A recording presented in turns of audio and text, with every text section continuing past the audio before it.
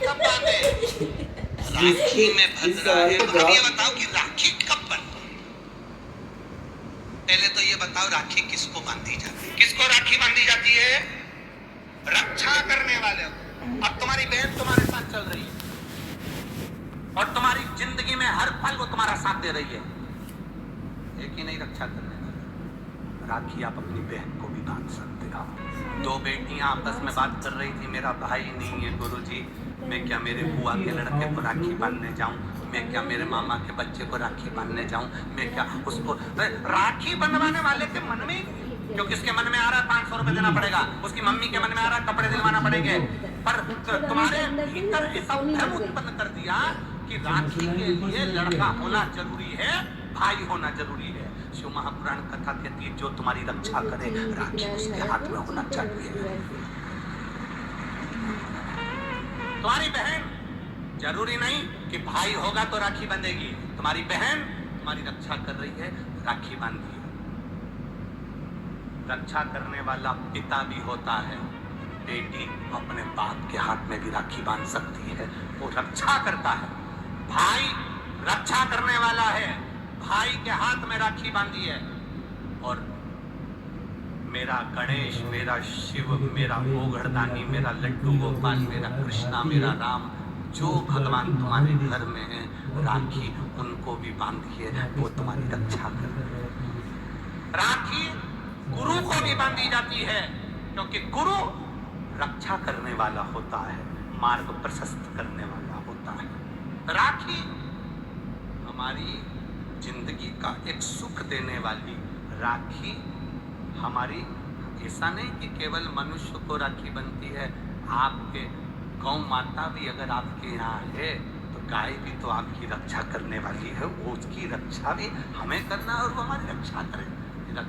जिस वृक्ष को तुमने बड़ा करा, एक पेड़ को तुमने पाला बड़ा करा, उस पेड़ को तुम अपना बनाकर, अपना जानकर वृक्ष को उस लायक तुमने बना दिया कि वो दुनिया की रक्षा करेगा, उस वृक्ष को ऐसा बना दिया कि दुनिया को छाया देगा, उस वृक्ष को ऐसा बना दिया कि ये दुनिया का भरण पोषण करेगा, तो वो वृक्ष भी दुनिया की रक्षा करने वाला है।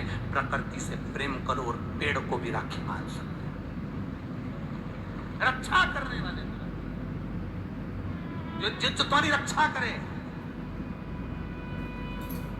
एक माँ अपनी बेटी की, अपने बच्चों की रक्षा करती है। ये जरूरी नहीं कि तुम हमारा भाई नहीं है, अब हम किसको राखी बांधे, हम किसको भाई बनाएं, हम किसको भाई बनाएं, हम किसको भाई बनाएं। जी ये भाई बनाने के चक्कर में धोखे में मत आ जाना, कहीं एड़े गेड़े नट्ठू खेड़े के राखी मत बांध दियाना, नहीं तो मालूम पड़े वो एक राखी तो बनवाएगा और मालूम पड़े पूरी जिंदगी तेरी बर्बाद कर दे। इसलिए जो घर में है, बहन है, कुटुंब है, परिवार है, उसमें राखी बांध। और बहुत भ्रम फैला रहे हैं लोग, नाटकों के माध्यम से बहुत भ्रम फैला रहे हैं। कितना सुंदर व्याख्यान। तो राखी कब बांधे हैं? मूल प्रसंग तो छूट ही गया, कब बांधे? अब तुम बोलो। मेरा निवेदन केवल इतना है, आप बाबा का स्मरण कर, बाबा का नाम लेकर, वैसे तो शिव का नाम ऐसा है कि वो अजर और अमर है। मेरे बाबा का बनाई गई हर घड़ी, हर पल, हर क्षण मेरे बाबा का है। उसका नाम लेकर रात्रि के 9 बजे के बाद आप भगवान की राखी का स्मरण कर कर बांधो, कोई मना नहीं। शिव तत्व त्योहार कब का है? राखी का त्योहार कब लिखा है पंचांगों में, कैलेंडर में लिखा है, तो मनाना, दिल से मनाओ, आनंद के साथ।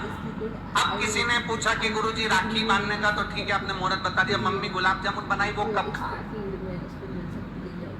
तो निवेदन है जब तुम्हारी मर्जी पड़े, दिन भर राखी में भद्रा है, खाने में भद्रा नहीं है, तो अच्छे से खाओ,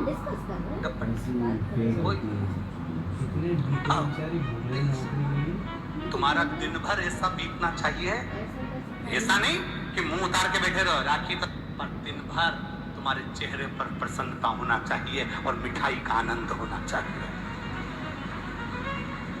दिन भर तुम्हारे चेहरे पर प्रसन्नता हो कि आज रक्षाबंधन है। नहीं तो त्योहार को तुम छोटा कर दो, सुकुड़ दो, ऐसा नहीं।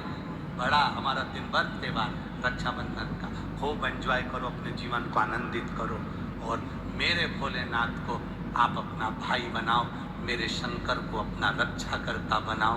मेरा देव अधिदेव महादेव तुम्हारे से कदम मिलाकर चले, यही भाव रखते हैं। शिव तत्व की प्राप्ति शंकर करो, भगवान की भक्ति करो, शिव की आराधना ऊपर हो जाए। उसके बाद आप भगवान का भजन करते हुए खूब रक्षाबंधन का त्योहार आनंद से मनाइए। शिव की भक्ति को प्राप्त, जैसे उसमें श्रीफल, जिसमें जल हो, पानी हो, और पानी वाला फल जब हाथ में देकर रक्षा सूत्र बांधती है बहन, तो भाई का भी घर भरा रहता है और बहन का भी घर भरा रहता है। भाई का भी घर भरा और बहन का भी, जिसमें जल भरा हो, जिसमें पानी भरा हो, वो श्रीफल होना चाहिए। हर गोल पर हाथ में जब रक्षा सूत्र बंधे, जब राखी बंधे, तो तुम्हारे हाथ में श्रीफल होना चाहिए, नारियल होना चाहिए। क्यों?